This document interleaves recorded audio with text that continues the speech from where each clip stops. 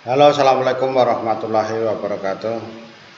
Pemirsa sekalian yang berbahagia, kita kali ini akan menyampaikan salah satu strategi jitu pengendalian ulat api maupun ulat kantong atau yang disebut dengan UPDKS. Karena pengendalian ulat api maupun ulat kantong ini dapat dikatakan gampang-gampang susah. Karena dalam kenyataannya kita susah mengendalikan hama ini dan tidak habis, artinya selalu muncul di perkebunan kelapa sawit. Bahkan disebut sebagai hama tradisional yang tentunya jelas akan menurunkan produktivitas kelapa sawit kita bisa sampai mencapai 20%.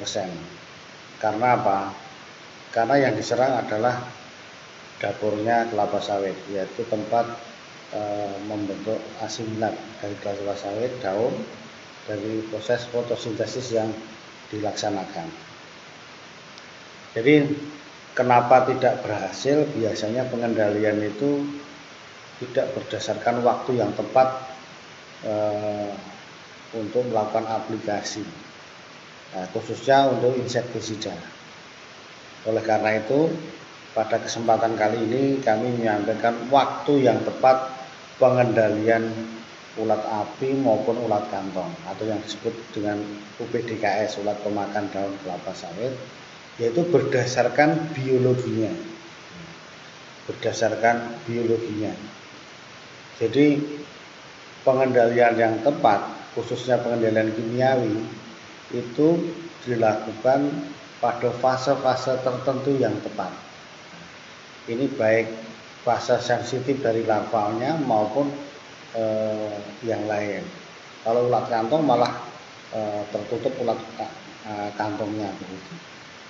Pada kesempatan kali ini kami sampaikan contoh untuk yang ulat api Cetotosia asigna.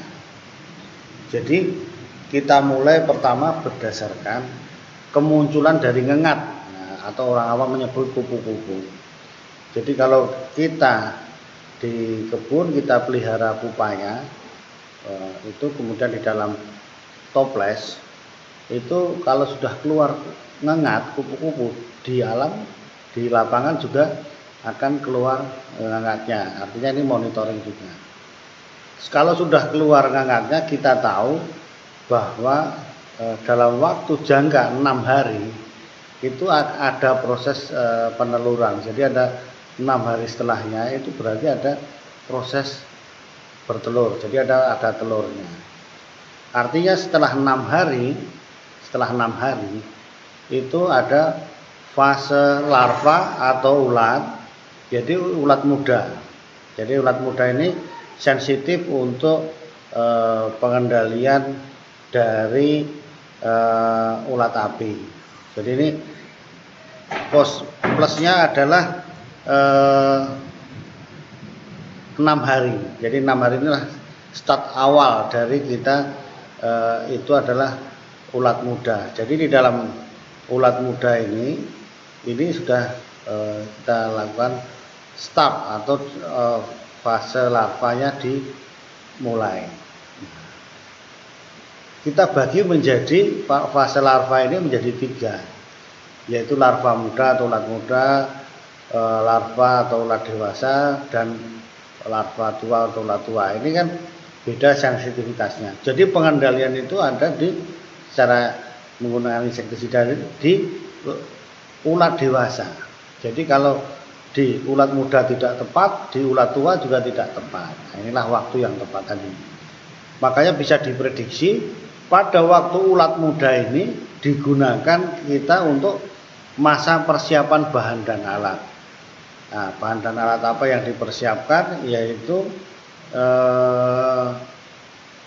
bahan insektisidanya, kemudian alat insektisidanya. Jadi persiapan ini ada masa atau waktu kira-kira 10 hari. Ya, 10 hari. Nah, makanya ini dari 1 sampai 10. Bahkan kalau untuk melakukan pengendalian yang pertama kali itu ada waktu 2 minggu atau hari ke-14. Nah, ditambah 14 ini tadi. Nah, dari fase ulat tadi ditambah, ini kan hari pertama ya, itu ditambah 14, jadi 2 minggu. Ini adalah pengendalian pertama yang tepat. Kemudian 3 hari berikutnya itu kita evaluasi ulang, kita sensus berapa mortalitasnya, berapa yang mati, dilihat. Nah, jika masih ada banyak yang belum mati atau terjadi overlapping stadia, biasanya itu dilakukan pengendalian kedua, yaitu ditambah lagi 8 hari. Nah, ini ditambah dari yang hari yang evaluasi tadi ditambah 8 hari atau hari ke-25 ditambah 25 dari fase ulat yang pertama tadi. Nah, ini dilakukan pengendalian yang kedua supaya lebih habis atau efisien tadi. Kemudian kita kasih waktu lagi 5 hari berikutnya, evaluasi yang kedua, sensus ulang. Bagaimana mortalitasnya bisa dilihat. Ini masih dalam jangkauan ulat dewasa atau larva dewasa. Nah, ini kan kita kasih waktu sampai 40 hari. Karena setelah 40 hari sudah masuk fase larva atau ulat tua. Nah, ini sudah, kalau pengendalian kimiawi sudah tidak efektif lagi. Nah, oleh karena itu untuk periode berikutnya ini bisa waktu aplikasi dari pengendalian hayati Cordyceps militaris. Nah, ini diaplikasikan di fase ini atau hari ke-40 sampai 50, waktunya kira-kira 10 hari. Kemudian setelah 50 hari fase larva ini berhenti menjadi pupa.